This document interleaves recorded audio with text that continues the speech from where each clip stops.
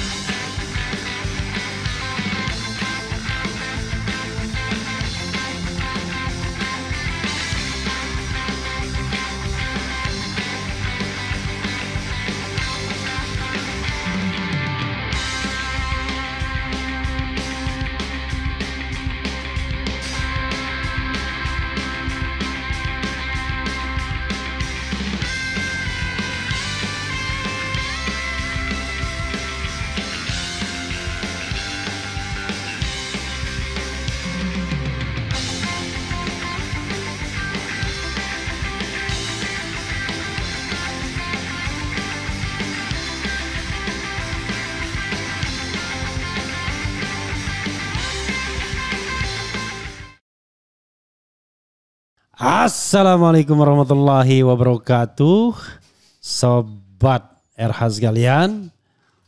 Jumpa lagi kita di channel yang keren ini. Keren cerdas.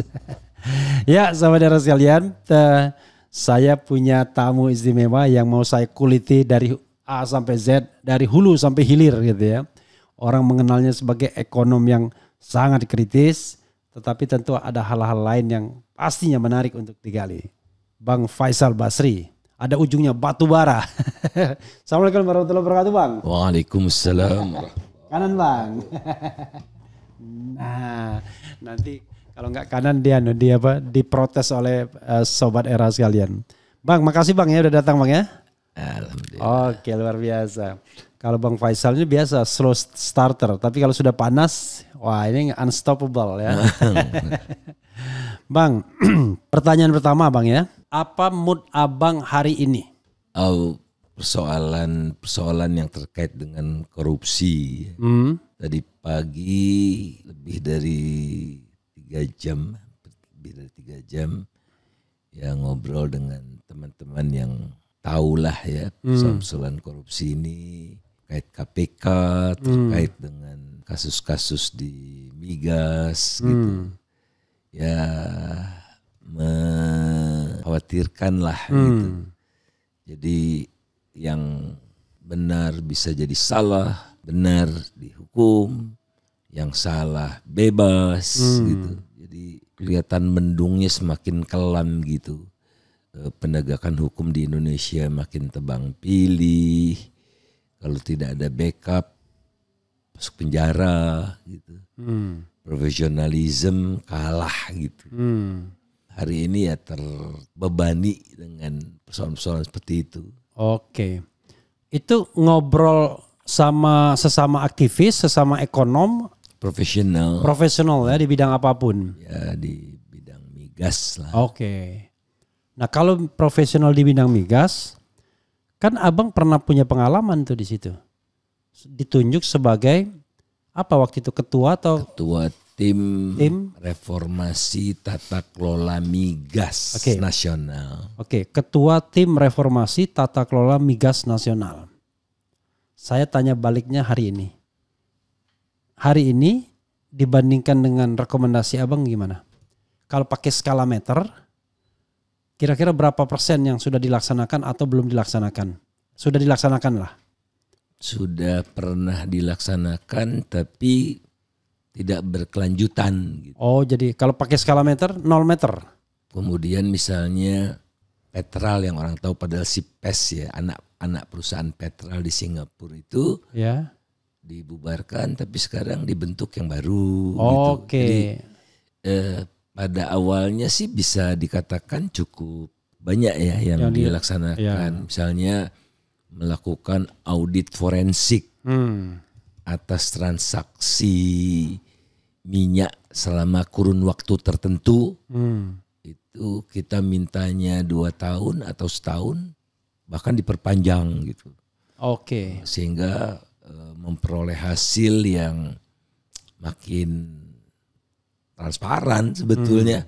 Uang itu mengalir kemana saja, berapa, dan sudah diserahkan kepada KPK, tapi sampai sekarang belum ada tindak lanjut. Tapi itu, audit forensiknya telah dilaksanakan. Ada mulai tahun berapa itu abang? 2014 atau 2015? 2014 akhir. 2014 akhir. Sampai Mei 2015, 6 bulan itu. 6 bulan ya. Jadi selama 6 bulan itu, kemudian abang menemukan apa saja kalau dipakai skala prioritasnya A, B, C, D. Saya nggak tahu bagaimana. Pertama dalam pengadaan minyak mentah dan BBM itu kotor sekali. Ada godfathernya namanya Reza Khalid. Dia punya 2 perusahaan tuh, Global Resources dan Veritas. Itulah yang mengatur siapa yang menang, siapa yang tender, pihak-pihak yang provisional, perusahaan-perusahaan yang trader-trader besar. Bahkan cerita langsung kepada kami nggak pernah dimenangkan. Tapi minyaknya dari kami gitu. Nah dari sanalah diatur ya, fee-nya berapa, macam-macam itu, dan banyak yang mengalir sampai jauh lah ya.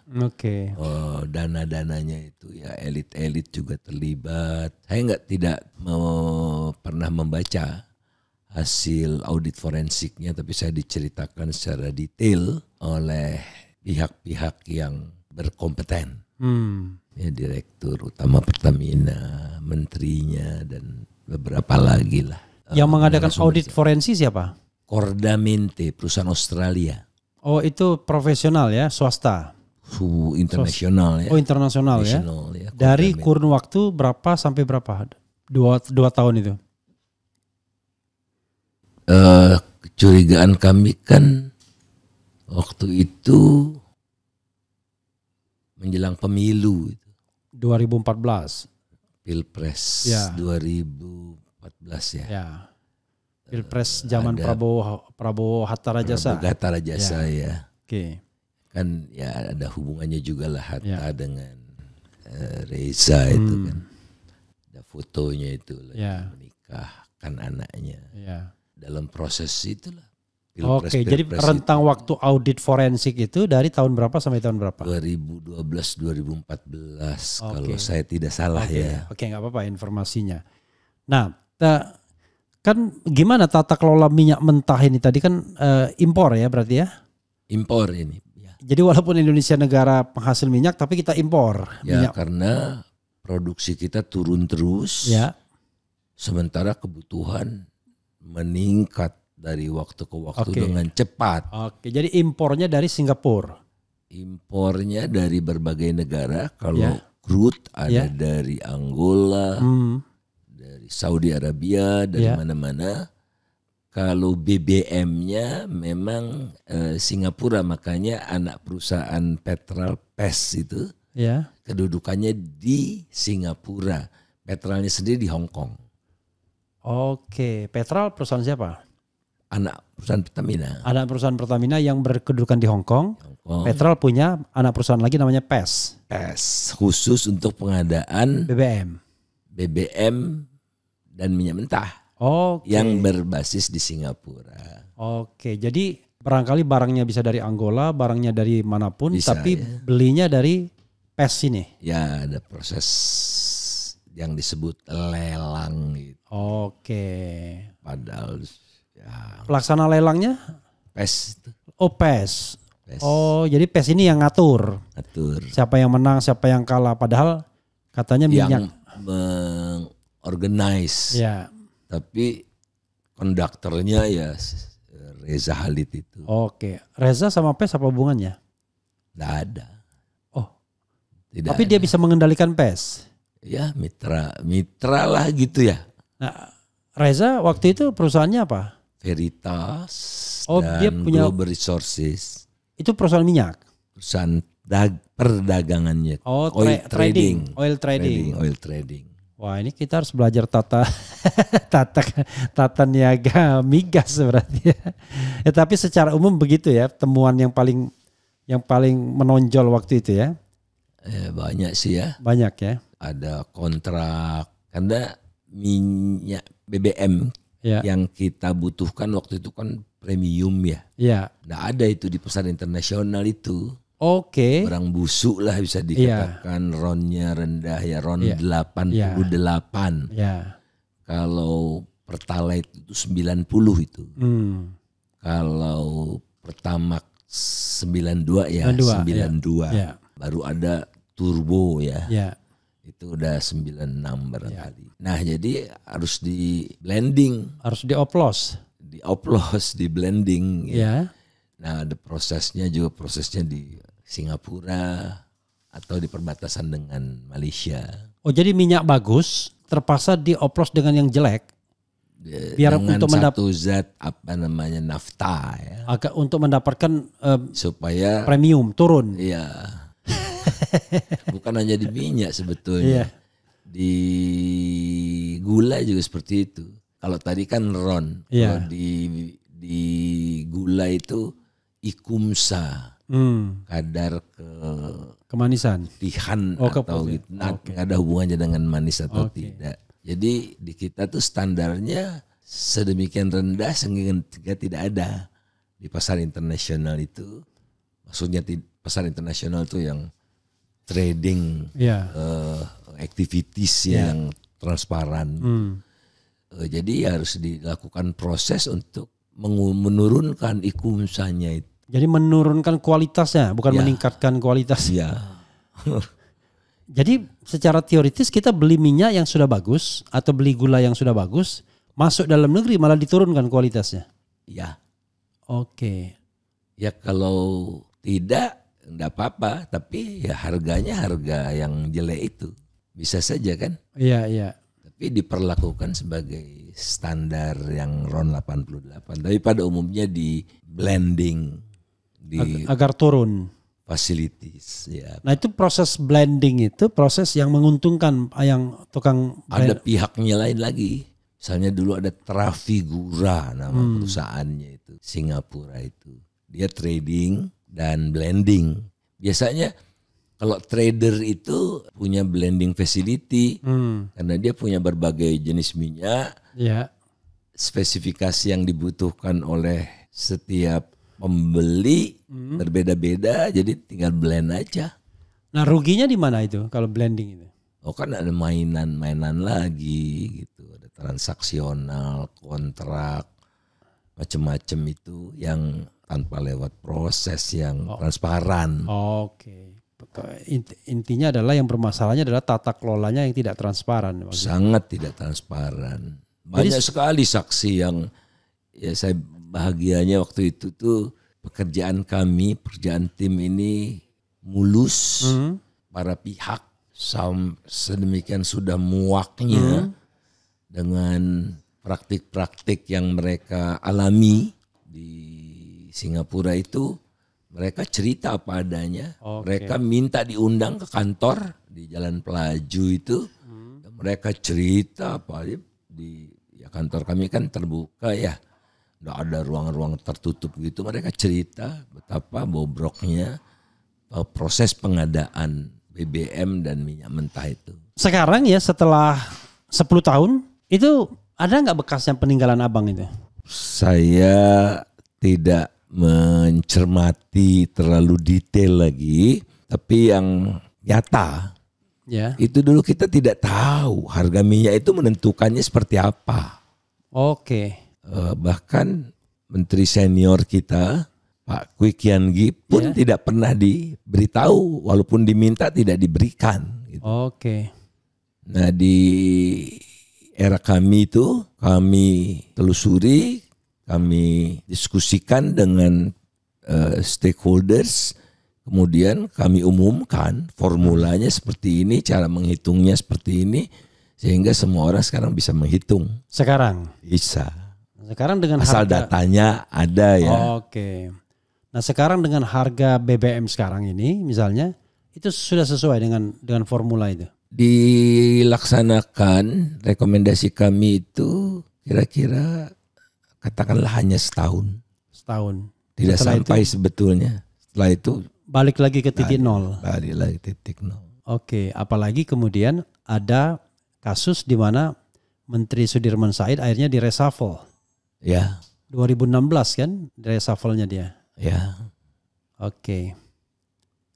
Seiring dengan kasus Papa minta saham dulu.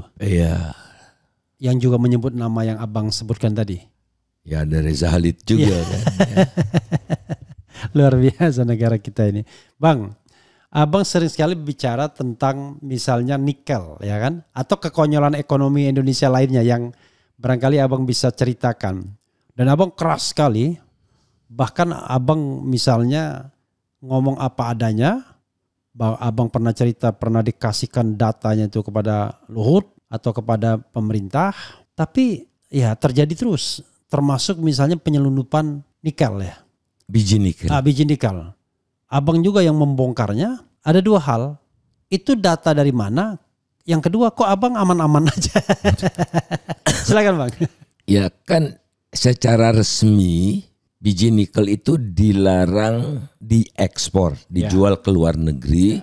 Itu sebetulnya bukan hal yang baru ya. Pernah terjadi di masa Pak SBY kalau saya tidak salah 2 tahun aja gitu, on off gitu waktu itu. Seperti bauksit dulu yang pernah dipermasalahkan ya? Ya termasuk dengan bauksit waktu itu ada perusahaan Rusia tuh yang berjanji akan investasi di Indonesia tapi dilarang dulu ya katanya.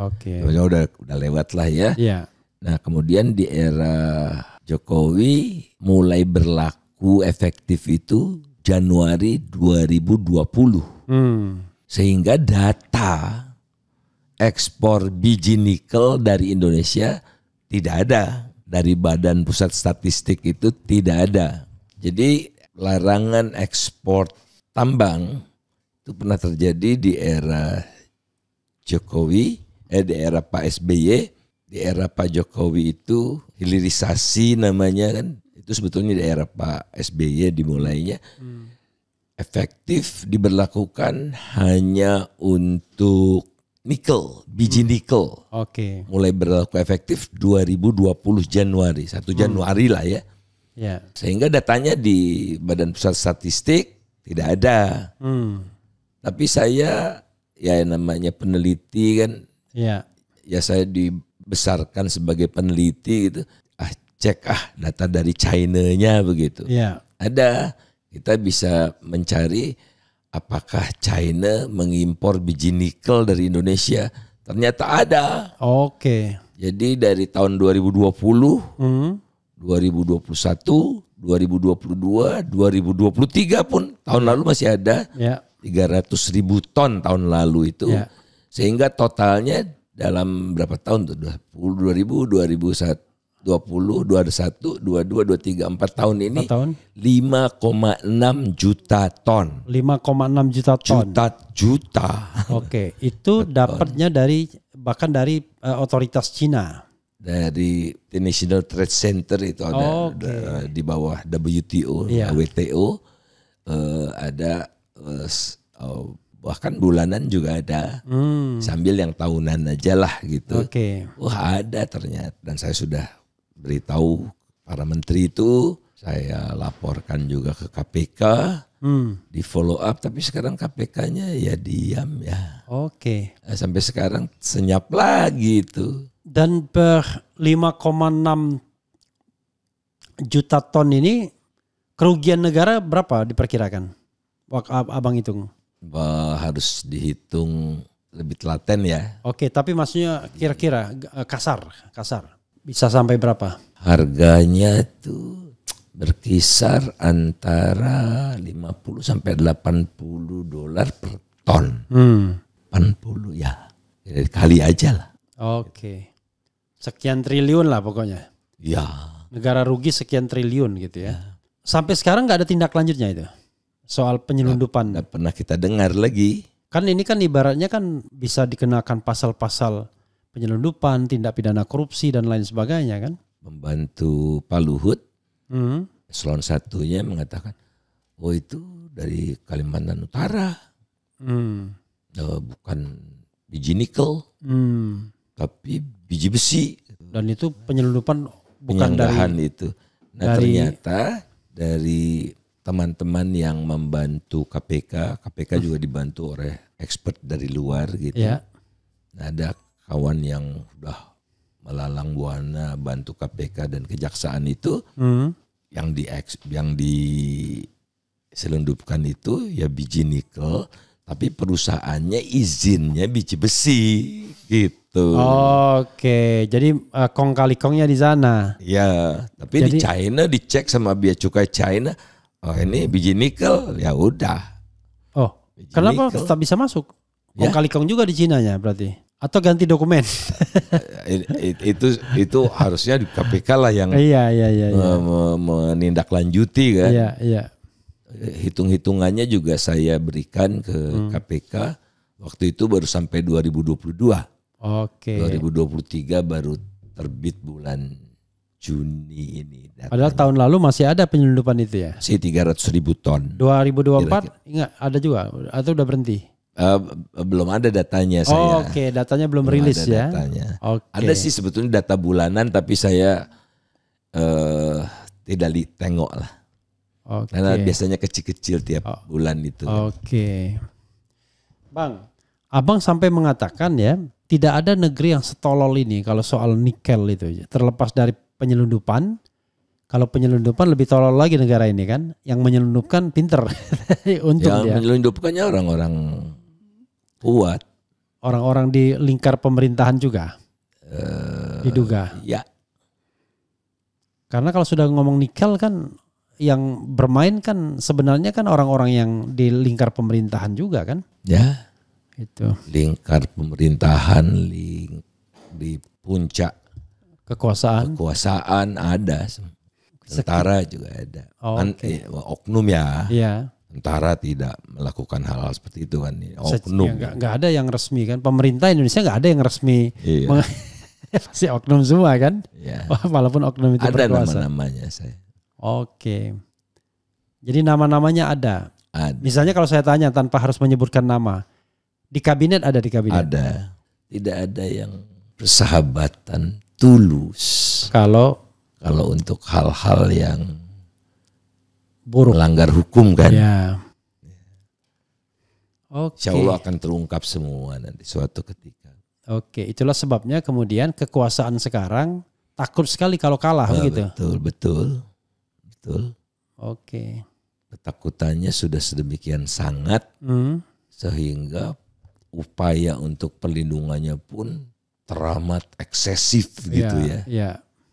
Karena ya ancamannya itu. Salah satunya mau bikin sekali kan. DPA, Dewan Pertimbangan Agung, biar masuk bunker di situ. Bang, soal yang tidak ada negeri yang setolol Indonesia itu abang bisa ceritakan lagi. Soal hitung-hitungan di mana Indonesia, kata abang, keuntungan nikel itu 90% dinikmati oleh China. Indonesia cuma 10%. Itu gimana jalan ceritanya? Saya ternyata. Oh salah. Indonesia memperoleh nilai yang minus. Oh minus. lebih tolol lagi berarti. Oh iya, super.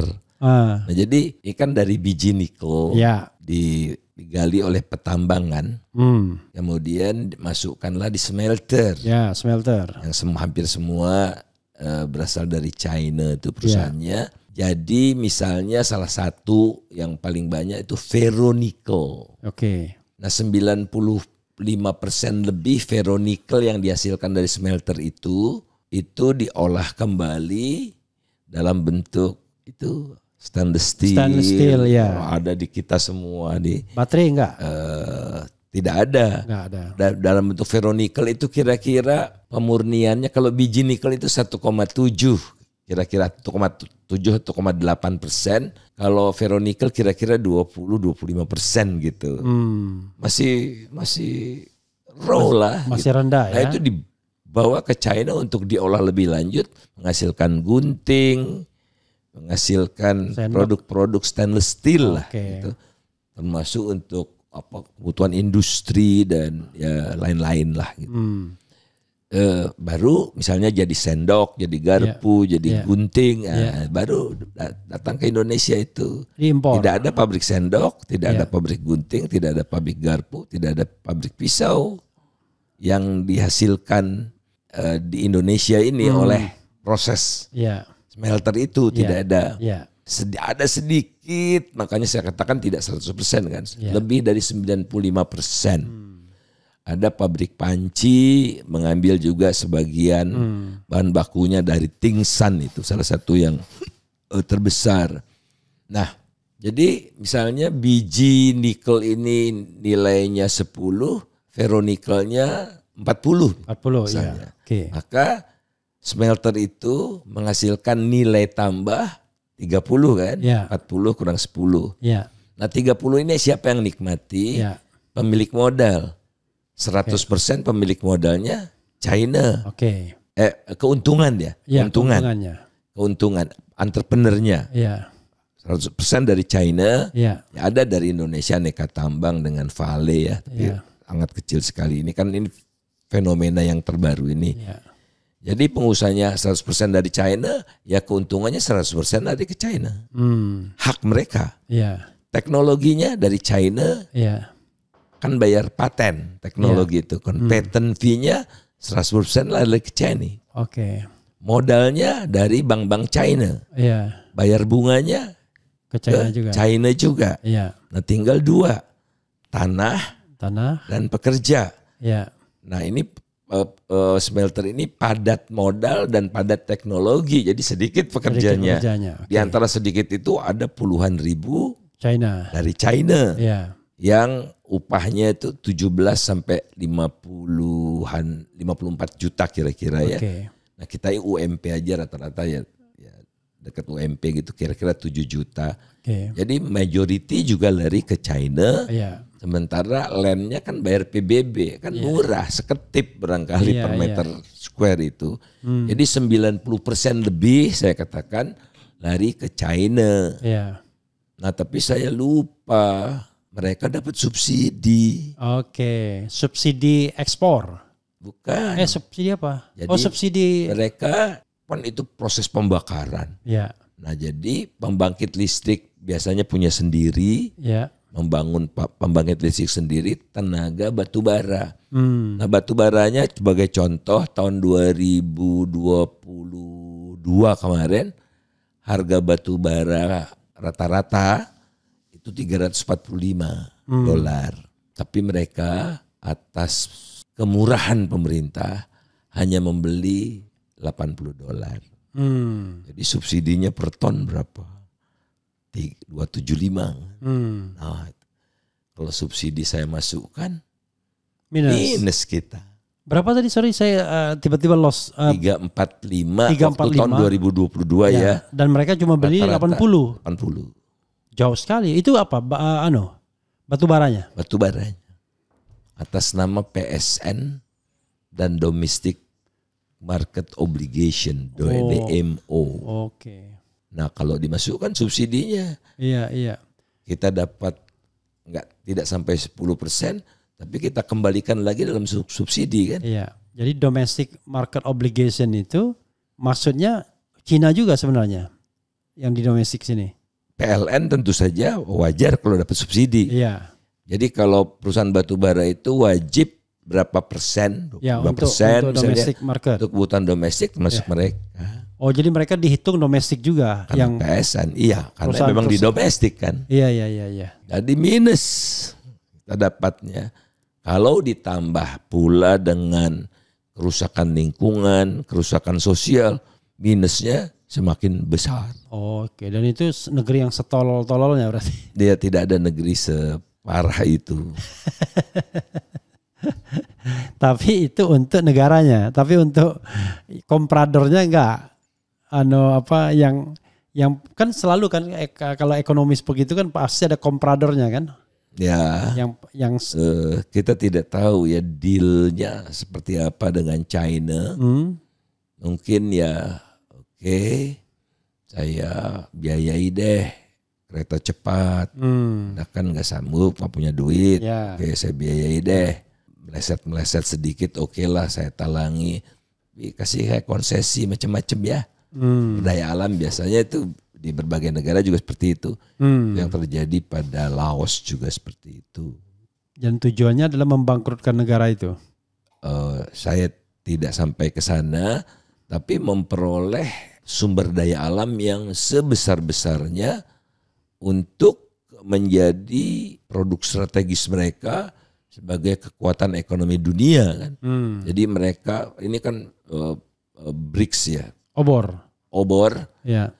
One Belt, One Road itu untuk kemudian penguasaan pelabuhan segala macam kan untuk memperlancar logistik mereka sehingga mereka kompetitif produk-produk ekspor mereka dan semakin mudah mereka mengimpor berbagai macam kebutuhan untuk industrialisasi mereka dan akhirnya mereka lah sekarang China yang memiliki penguasaan terbesar, dominan sekali untuk rare earth itu. Hasil produk yang langka itu. Ya kan di dalam biji nikel itu bukan hanya nikel, ada feronya, ada magnesiumnya, dan macam-macam itu. Kaya sekali. Dan mereka itu dapatkan itu karena sebenarnya pengolahan di sini cuma berapa persen gitu ya. Ya, dan yang diselundupkan itu ya lebih kacau lagi. Semua jenis unsur itu ya udah mereka nikmati. Jadi waktu penyelundupan yang 5,6 juta itu raw materials lagi, nggak ada pengolahannya sama sekali. Sama sekali tidak ada itu. Tapi malah kalau dari hitungan kerugian negara, yang penyelundupan itu jangan-jangan lebih untung dibandingkan dismelterisasi yang kata abang ada subsidinya segala. Kalau di smelter itu kan mereka berekspansi, misalnya perusahaan-perusahaan smelter kan sudah ada di China, perusahaan smelter ini selama ini mereka beli bahan baku dari berbagai negara, Australia, Indonesia, Filipina gitu. Kalau mereka ekspansi, mereka tidak bisa lagi menggunakan batu bara kalau di China. Jadi welcome. Di negara kamu kan tidak bisa batu bara, di saya masih boleh batu bara gitu. Kemudian datang. Kamu kan kalau beli biji nikel di Shanghai $80. Saya kasih kamu 40 aja. Gitu kira-kira ya. Iya. Kira-kira separuh lah begitu. Karena kalau kita menerapkan larangan ekspor, kan jadi melimpah kita dalam negeri, ya harganya turun kan. Kemudian keuntungan kamu tidak perlu bayar pajak bisa sampai 20 tahun. Semua kebutuhan impor kamu ya masukin saja di dalam daftar import list namanya, bebas biaya masuk.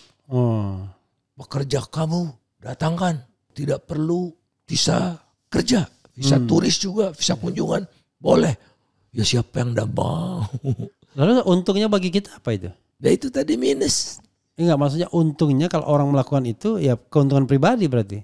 Buat bangsa ini ya minus kan? Iya, kan otoritas yang melakukan itu kan? Ya otoritas. Ya kita tidak tahu tuh dealnya apa. Oke. Bantu IKN-nya bisa jadi kita tidak tahu lah. Tapi ya itu menurut saya sudah bertentangan dengan Undang-Undang Dasar 45 pasal 33. Bumi, air, dan kekayaan alam yang terkandung di dalamnya dikuasai oleh negara bagi sebesar-besar kemakmuran rakyat Indonesia kan, bukan rakyat luar negeri.